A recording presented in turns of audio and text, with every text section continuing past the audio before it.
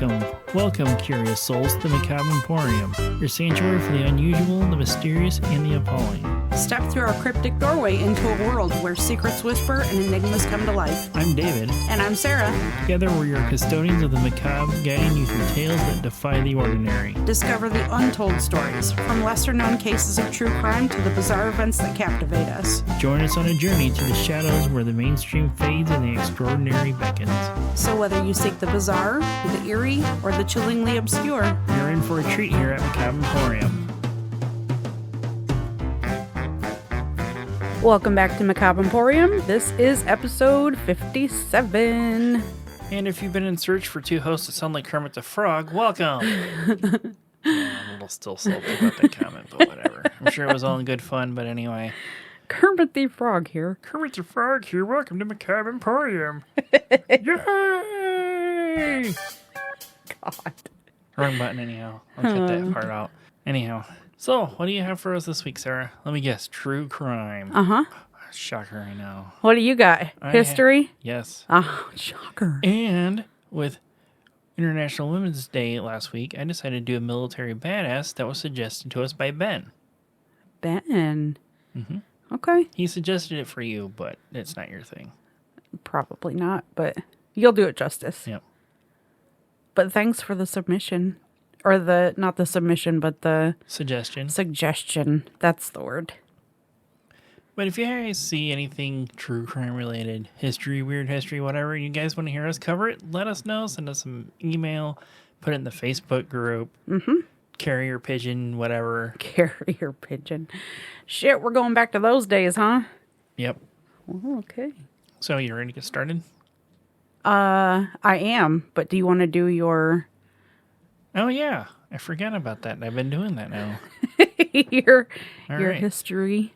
So, on this day for March 20th, growing up, the one neighbor we all had was born in 1920 in Latrobe, Pennsylvania, and his name was Mr. Fred Rogers. Oh, Mr. Rogers. One of the best B-horror movies Sarah and I have watched, Zombievers, premieres at the Tribeca Film Festival in 2014. Yep, that came up because I kept doing songs I wanted to do a movie, and that showed up, so I stuck it in here just for you. That movie was terrible and awesome at the same time.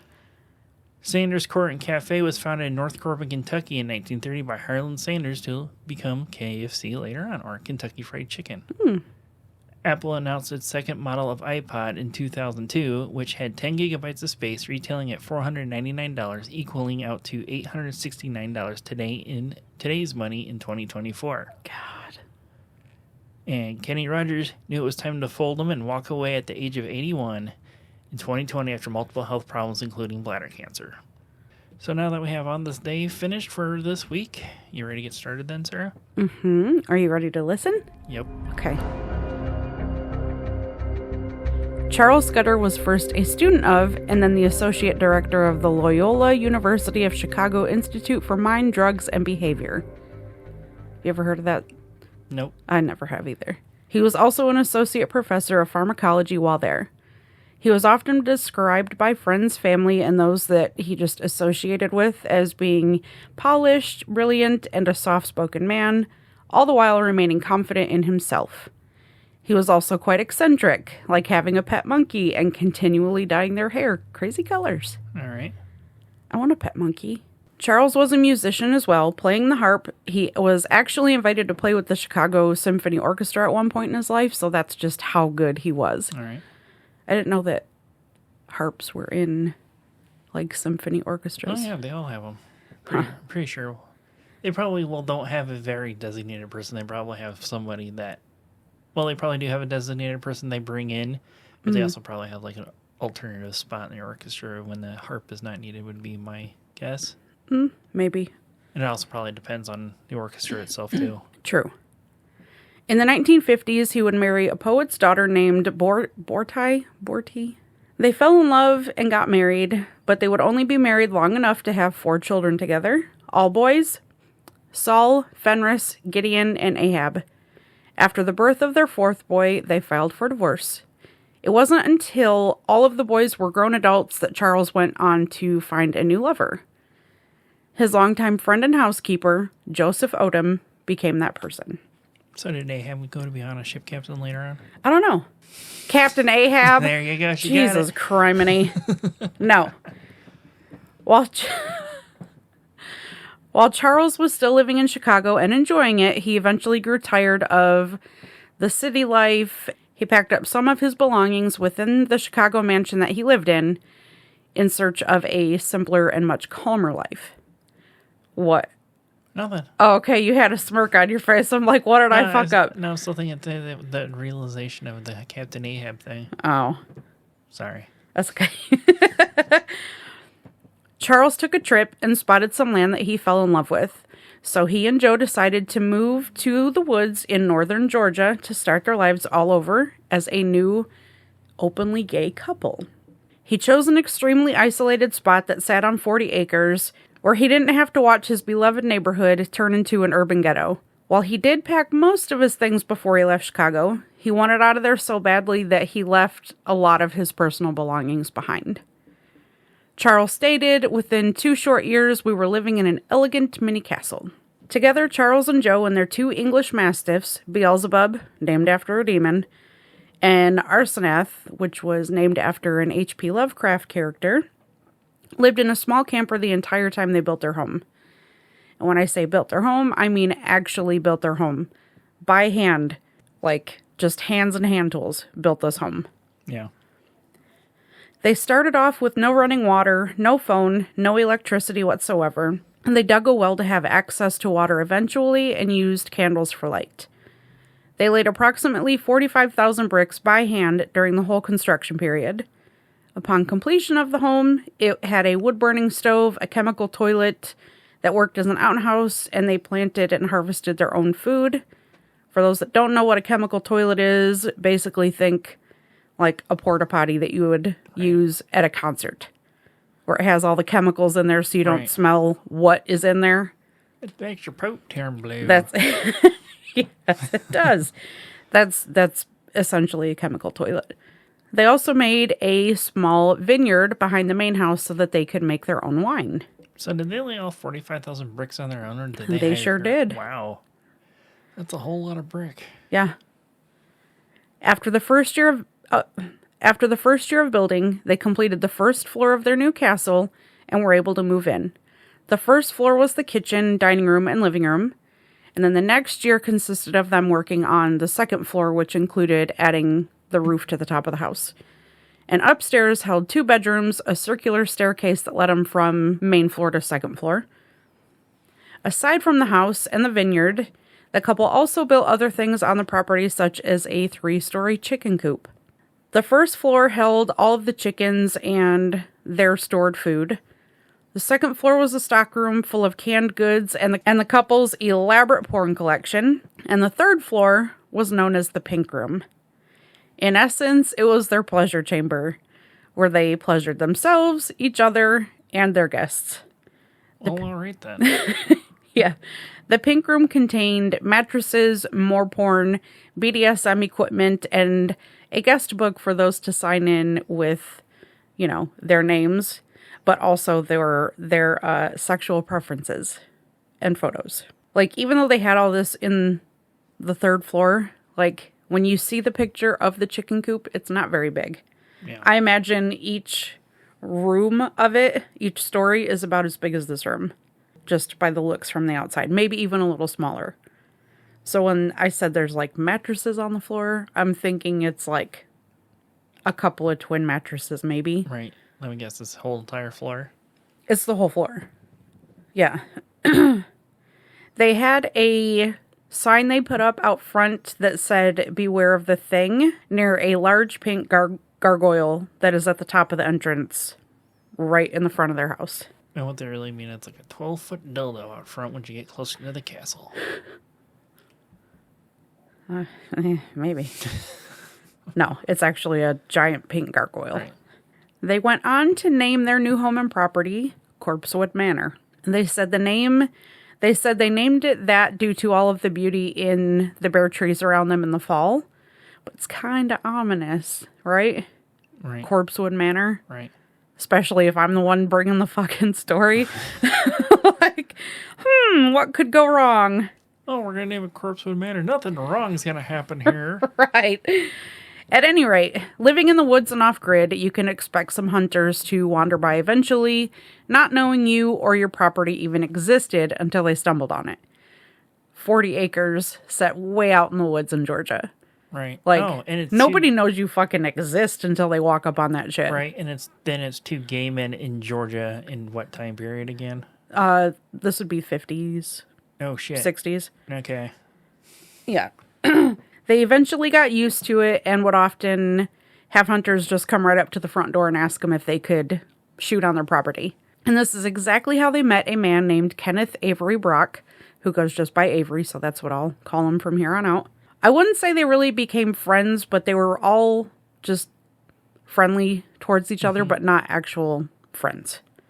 Avery was a bit taken aback by their lifestyle and became quite suspicious of Charles and Joe. He suspected that they were multimillionaires, and while Charles was very wealthy and came from a wealthy family, he had actually put majority of his life savings into this property and the house that they now live in. And then Avery went on to tell his friend, 30-year-old Samuel Tony West, who goes by Tony, so that's what I'll call him, that the couple were queer devil worshippers that were sitting on a bounty of money. Oh, maybe this was the 80s. Either way.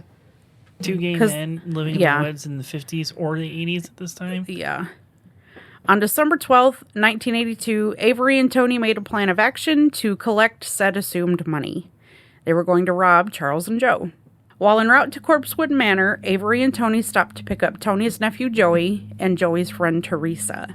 And then the four of them headed towards their bounty.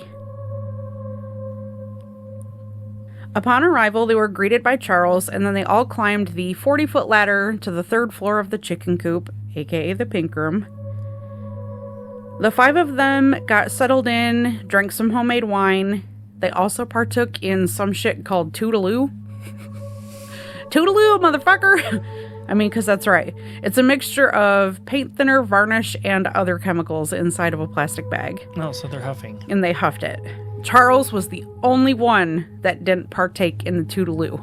And they continued to party for quite a long time before Avery went down to his car and returned with a .22 caliber Remington Speedmaster, which is a rifle. His first stop was to the house itself, where he put 4 bullets into Joe, followed by the 2 mastiffs that were sleeping next to the stove in the kitchen. Why you gotta fuck with the animals, man? So they don't alert anybody else? They live on 40 acres. They're not gonna alert anybody else. Anybody else that may possibly be in there? They don't know how many people's in there. Then they went back to Charles, tied him up before demanding money from him. Tony's nephew and his friend that had accompanied Avery and Tony, they tried to leave. They had no idea what getting in that car and driving to this place was for. They had no idea what Avery had planned to do. So they're like, what the fuck, Chuck, you know? But yeah, they didn't know what they signed up for. They tried to leave, like, immediately. Unfortunately for them, their car didn't start, so they had no choice but to return to the house. Avery and Tony continued on and ransacked the house looking for money Avery was absolutely sure they would find, but they found no money and nothing of any real value. Tony became angry, walked up to Charles, and shot him in the head, point blank. Not once, but 5 times, and then they all fled. Avery and Tony had tried to steal the harp that Charles had been so good at playing at, but it didn't fit in the vehicle that they were stealing, which of course was Charles's, you know, because it's a harp. Right, yeah. And they're not harps the are tiniest thing. fucking huge. It's not the tiniest thing that you can just throw over your shoulder and Right. stick in your trunk and be on your Right. way. So instead, once they figured out their own vehicle wasn't working, they chose to steal Charles's Jeep and take off to the west and head towards Mexico. They needed a break from driving, and they needed to switch vehicles, so when they hit an I-20 rest stop just outside of Vicksburg, Mississippi, they found a new car that suited them, and it belonged to a Navy lieutenant named Kirby Phelps, who they wound up murdering before they stole his vehicle. I'm not gonna lie, I was low-key hoping you were gonna say Lieutenant Dan. Just because it started in Georgia. And because we had a Captain Ahab, so why the fuck not? On December 16th, one of the closest, distance-wise, neighbors to Charles and Joe stopped by Corpsewood Manor and found bullet holes all over the door, and immediately called the sheriff's office. That very same day, Tony's nephew and his friend went to the police and told them everything that had transpired on the 12th at Corpsewood Manor. She even told him that she was being held captive by Tony's cousin at his mom's house because Tony was afraid she was going to run off and tell the police, which she absolutely did, and good on her for doing that. This sparked an instant nationwide search. Teresa and Joey, the nephew and his friend, helped the police and gave them their full cooperation, along with everything that happened that night, so they were never charged with anything, because honestly, they had no idea in the first place what the fuck Avery and Tony were going to do. Avery wound up turning himself in on December 20th, 1982, after returning to Georgia. Tony followed suit and did the same thing, but in Chattanooga, Tennessee on Christmas Eve. Both of them would go on to receive sentences for life in prison. During the investigation into the murders, the law enforcement that went into the home were a bit shocked at what they found. They had found numerous human skulls, a plethora of satanic symbols and artifacts, and what they called gay-centric writings and art. They had a small library that had nothing in it but occult books and items. They also had a small desk with a drawer that contained about 12,000 doses of LSD. While the couple themselves didn't use drugs, they would share it at the parties in the pink room. And from what I read, all of that LSD he stole from the college or the university that he was working at. I don't know why I found that funny, but okay. They also found a painting that Charles had done himself with a gag in his mouth and blood dripping from 5 bullet wounds. The eerie part is, he had only painted this about 5 months prior to him dying, and an acquaintance of the couple stated that Charles told her that that's how he was going to die. And he did. He died by 5 bullet holes in his fucking head. Ooh, spooky. I need to end that. That needs to be on here. Ugh, spooky. I can do that. I can add custom sound effects. But anyway. The sheriffs involved labeled Charles and Joe as devil worshippers. It didn't help the case that the county sheriff had tried to bring charges against them before for their oddness.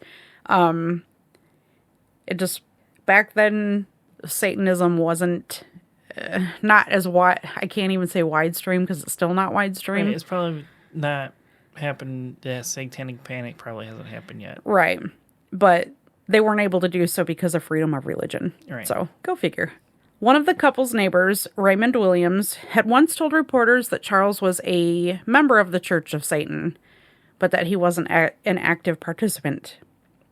He said that Charles had told him he was an atheist, but joined the church to see what it was about. Not unlike Raymond, most of the area had no idea what the Church of Satan was or what it was about, and that they didn't condone worshiping anything other than Jesus. Right, because all I hear is Church of Satan and not understanding what right. it truly means. It's like, oh my God, Satan, get out of here, devil. Showing up 2 weeks in a row. Go on, get out of here. And now that accent actually fits better this week than last week. However, Magus Peter H. Gilmore and Magistra Blanche Barton confirmed that Charles was in fact a card-carrying member of the church. The Church of Satan's founder, Anton LaVey, also came forward and stated that he had been in contact with Charles on multiple occasions. It's rumored that he had actually visited Corpsewood Manor at some point, but there's never been any proof of his visits there. No pictures, no nothing. A few weeks before he was murdered, Charles actually got a card delivered from the Church of Satan wishing him a happy 56th birthday. I was about to fucking say that. Yeah. And it's a picture of Satan holding the birthday cake. Toodaloo!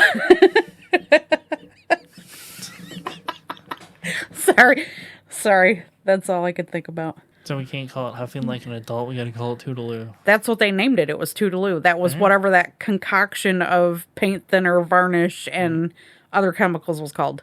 It was Toodaloo. But yes, they huffed the Toodaloo.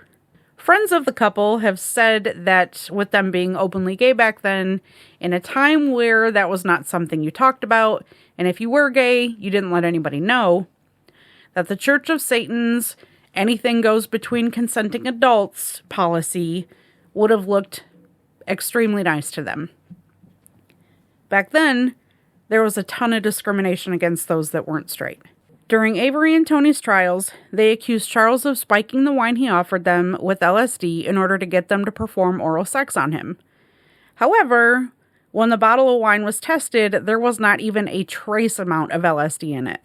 Tony tried to claim involuntary intoxication, but come the fuck on, you can't force somebody to drink. You cannot force somebody to fucking drink. You drank because you wanted to. That's it. Tony had already confessed to an officer that he and Avery had pre-planned the robbery, but not the murders. He also told the officer that Avery did indeed want to kill Charles because he had heard, as in rumor, had heard that he had oral sex with a 17-year-old kid. Dr. Karsmar was a former colleague of Charles, and he was put on the stand as a character witness. He stated that Charles was not into drugs, he didn't abuse them. He also said that Charles was not a Satanist. Instead, he told the court quite the opposite. And kind of harped on, no pun intended, kind of harped on how Charles was always dependable and just bright. Yeah. The funeral for Charles and Joe was very small. It was on their property. Joe's ashes got scattered in the rose garden closest to the house, while Charles's ashes were taken by his sister and they went back to Wisconsin with her to be buried in their family plot on April 25th, 1983. Charles's harp and his statue of Mephistopheles are now the property of Bobby Lee Cook, who is a defense attorney. Bobby was hired by Charles's 4 sons to represent them as the heir to Charles's estate. Joe's sister also claimed the estate since she knows that Charles would have left everything to him, to Joe. So she wants her family's fair share, I guess. Yeah. Avery is still currently serving his sentence in the Coffee Corrections Facility in Nichols, Georgia. And Tony is currently at the Wilcox State Prison in Abbeville, Georgia. Both men have been denied parole numerous times, but they're both still alive. Fortunately. They'll probably die from cancer from the old do and the Toodaloo one. Toodaloo, motherfuckers. Yeah, pretty much. Corpsewood Manor was purchased not long after the murders took place, and from the jump, stories began to make their way around about the strange happenings in and around the home, the weird things they owned. People still claim to this day that the property is haunted. There have been a lot of reports of people hearing gunshots, barking dogs, and hearing a harp being played. It's fucking backwoods of Georgia. Of course you're going to hear dogs and gunshots. You going to hear a harp? Well, you're not... Okay, the harp part cannot be explained, but gunshots and dogs barking in Georgia? Come on. Right. But still, all very possible things that you would have heard when the couple was still alive. Right. But that's that. Corpsewood Manor. So is Corpsewood Manor still standing, or you can find that? It is. Cool. Yeah. It is. There's a group on Facebook that I think that one of them is like partial owner of it, and they're actually restoring that's good. the property to what it was. And Charles had made 2 stained glass windows, and they were both really cool. One of them was a Baphomet, and the other one was a skull, but they're really well done. They're really... I can only imagine. Stained glass. Come on. If they built this entire castle... By hand, yeah. By hand, I'm sure they had the ability to make stained glass window. Oh, yeah. It's really pretty, though. But yeah, that for sure is the end of my portion. Okay. What'd you think of that story? That was pretty good. Have you ever heard of that before? I don't think I have. Okay, good. I was hoping you hadn't. But what you got? I have a World War I badass. Yay. And it's a lady badass. Okay, you got to make it interesting to me. Well, I'm sure this intro that I wrote is made, is going to suck you in, basically. But okay. I mean, it's a lady badass from World War I, so that doesn't have your interest already. Okay. But any story that I've been, not real excited to hear has always come out fucking great. And I'm like, that was so good. Right. So. All right. So. You're going to do it again. I know. Like I always do. Uh-huh. All right. Belgrade, 1964. 50 years after the start of World War I, ceremonies and events are being held across the country of Serbia. But at the monument of gratitude to France, military officers and dignitaries from around the world are gathering. These officers and others from France, Britain, and the United States chat among themselves with their stories of war. A little old lady shuffles to the front row in a long coat with a cane in her hand for support. These men watch as she takes a seat in the front row as their conversations turn from about themselves to who this old woman is. Hearing their chatter, she smiles to herself as they try to figure out who she is. Finally, one of these officers asks, "Ma'am, who are you?" The old woman stands before them and opens her coat, revealing a chest full of medals that gleam in the sunlight. I'm sorry, ma'am. I didn't mean any disrespect. Could you please tell us your story? Her age soon fades away. My name is Milunka Savić, and let me tell you a story about how I fought for my country when women like me weren't allowed to. Okay, you got me roped in. Okay. Milunka Savic's birth date is widely unknown due to no records of her family, but is believed to be born on June 28, 1888, in the village of Corpsewood, Serbia. Not else is known about her childhood except that she did have a brother named Milan. This fact is known about her brother because her brother was called to service during the First Balkan War. In 1912, the nations that make up the Balkans, Bulgaria, Greece, Serbia, and Montenegro, joined forces to push the Ottoman Empire out of Europe. Serbia alone would call up 225,000 men, which was 9% of the country's entire population. The countries that make up the Balkans would gather up a total of 750,000 fighting men and one woman. The military search for fighting men even included the tiny village where the Savić's family lived, which only had a population of 20. Her brother was suffering from tuberculosis at the time, so she would take his place at the age of 24. And they allowed that? They didn't know that, because she cut her hair short and put on his uniform. Okay. She did quickly see combat in both of the Balkan Wars and was assigned to the Iron Regiment unit, where she was promoted to corporal. Her brother was. Okay. But by her 10th deployment, she would be wounded by a grenade at the Battle of Brnčnica during the Second Balkan Conflict, and this is where the field surgeons would discover that Corporal Savić was a woman. She did recover, but high-ranking officers were unsure what to do with her, as she was a remarkable soldier, as she has proven many times over. The brass offered her a transfer over to the nursing unit, but she refused this offer. And this is where women were only allowed to serve at this time, was in the medical field of things. Which she stood at attention, and she insisted she wanted to fight for her country as a combatant and not a nurse, so she refused this offer. Her commanding officer, contemplating her words, and told her he would give her his decision on what to do with her the next day, as she replied, "I will wait." He would only let an hour go by as she remained at attention, awaiting his words, allowing her to still fight. In 1914, in the early days of World War I, she was awarded her first Karađorđe Star with swords, which is Serbia's highest honor after the Battle of Kolubara. Here she would take the fight to the enemy, charging across no man's land with her rifle and 2 bandoliers of grenades. She would single-handedly clear out an Austrian trench with her grenades, and then run to the next one where she took 20 soldiers as prisoners of war. After sending them back, she would then assault a 3rd trench with her grenades again, and wouldn't stop her Jane Wick type of fight until she was hit by shrapnel from an artillery shell. Do you call her Jane Wick? Yes, I did.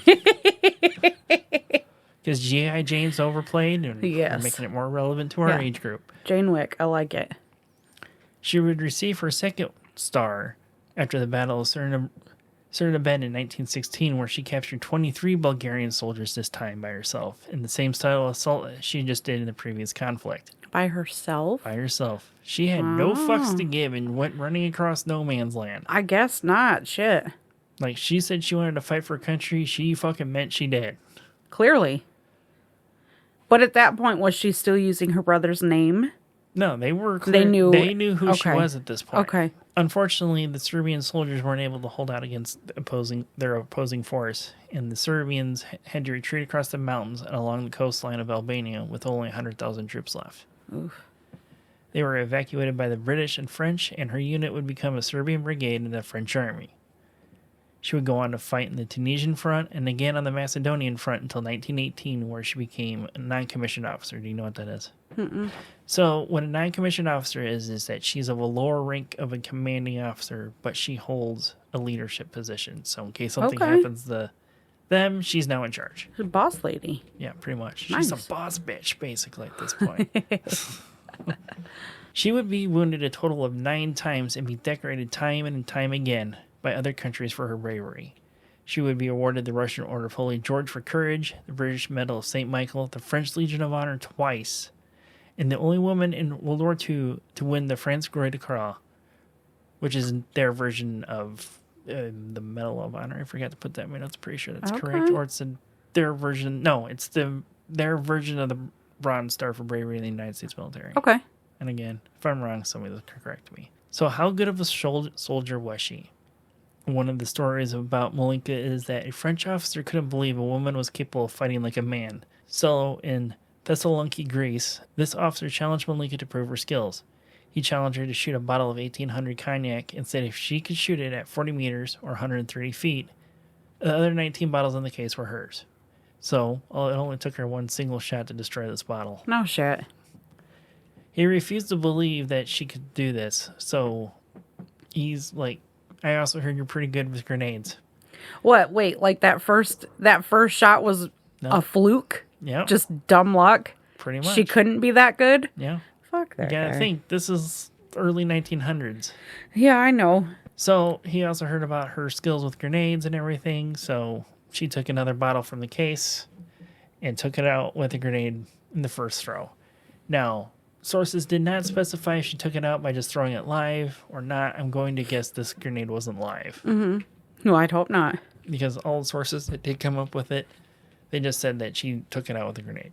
Even after the war, she continued to receive awards from different countries, including her home country of Serbia, earning 12 medals in total. Damn. She did decline a military pension from France that she was offered for her service, but wanted to stay in Serbia. Here she would go on to marry Felicita Giluborovic, and they would have a daughter of their own.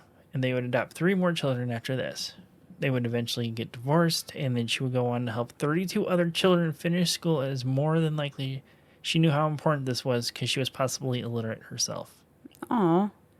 During World War II, she was placed in a concentration camp after being beaten by police for almost a year after she was found giving aid to freedom fighters. The camp's commander recognized who she was and ordered her to be released with all military honors. Who knows, it could be a case of honor among soldiers or the stories of Milunka preceding her time in the camp, knowing it would be the end of them all if she got her hands on a grenade and some grenades and a rifle. Yeah. That's what I would like to believe was the case, but it's probably more like honor among soldiers, basically. Nah. It could be the both, former. right? It's like, do you guys know who she is? That's the Lady of the Dark. She'll take us all out. Uh-huh. Her story mostly went unknown until the 1960s when she attended a celebration for those who fought in World War II, which is the same celebration that I started this off with, where many military officers spoke to her about her actions. During the 1970s, even more people came to know the Lady of the Dark as she was highlighted in a newspaper article about her difficult financial and living situation and was given a small apartment by the city of Belgrade. Milunka would die in 1973 and was buried in the family mausoleum until 2013. It was brought to the Alley of the Greats in Belgrade New Cemetery. Here is where all Serbian distinguished citizens and war heroes are buried. Aww. In 2013, a documentary was made about her time in the military, and one of my now favorite bands, Savić, has written a song about her named Lady of the Dark. No. No way. I did try to find if that was just a song title or if that was a name she was given. I couldn't find an answer for it. Mm-hmm. That is Milunka Savić, a World War I lady badass. Lady badass boss bass. Mm-hmm. Boss bitch. Yes. Lady badass boss bitch. That's her official title. Mm-hmm. That I decided to do since International Women's Day was last week. Yeah. Speaking of, how many of you got your ring pops ready for that? And how many men had them in their prison wallet? Wow. Thank you, Deadpool. Yeah, there's either people that are going to get that right off the bat or going to be like, what the hell is she talking about? Dude, that was the best part of the whole fucking movie. Like, where was that ring pop at? Well. But yeah, that's it. That's Milunka Savić. I liked it. See? Again, something, I'm not into worry type stuff, but you write it in such a way. Yep. I like it. You write these openers. Yeah. And you're like, oh, fuck, who is this? And then yep. Suck me. And that's our show for today. No, good job. Thanks. I liked that. Nothing else. And remember, Wednesday night Twitch, either Jackbox Party Pack or co-op game of some sort that Sarah, Lindsay, and boop, boop. her friend Bird's playing. Or Boop, boop. Ashley. Don't know why I can't remember her name. Ashery. Now, started doing some Jackbox games. Probably maybe do that every other week and go with that. And then Thursday night, it's gonna be me playing, just me solo, or maybe just continuation of Noodle and I and Ashley. Who knows? Or it could just be you playing by yourself. No. I was going to try and make that sound dirty, but it didn't come out dirty. Oh, so it didn't work out for you? Oh. God. Yeah, you forgot I had those now. Yep, I did. I sure did. So, those Twitch streams, they always start at 8 o'clock p.m. Eastern time. There you go. Figure that out from your time zone. And who knows, there may be a random stream from here now, too, and that's not on one of those days. Yeah. This past Monday, had a crappy day at work. I decided to jump on and talk to you guys while we played some Supermarket Simulator. Supermarket Simulator. Mm-hmm. He was the cheese master. No, we can only sell shredded bag cheese right now, which apparently is too expensive for everybody. What are you trying to sell it for, like $10 a bag? Like a quarter over market price. Yeah, I know. That profit margin, though. Anyways. Yeah. Anyways, I think it's time we close the Emporium up for the day. What do you think, Sarah? I agree. So until next time. Remember to Kermit real. Okay, bye.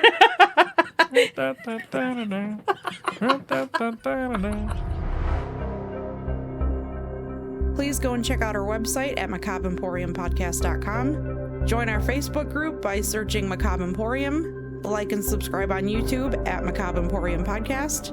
Follow us on TikTok at Macabre Emporium Pod. Follow us on Twitter at Macabre Emporium. If you have any stories of the paranormal, your local true crime, or weird history that you would like us to look into and possibly do an episode on, email us at macabreemporiumpod@gmail.com. And remember to follow, rate, review, and share whenever and wherever you can to help us grow our podcast.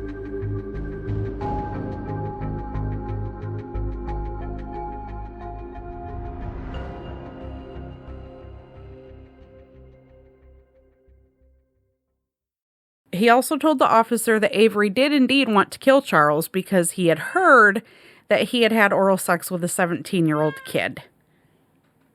What? Her food's out.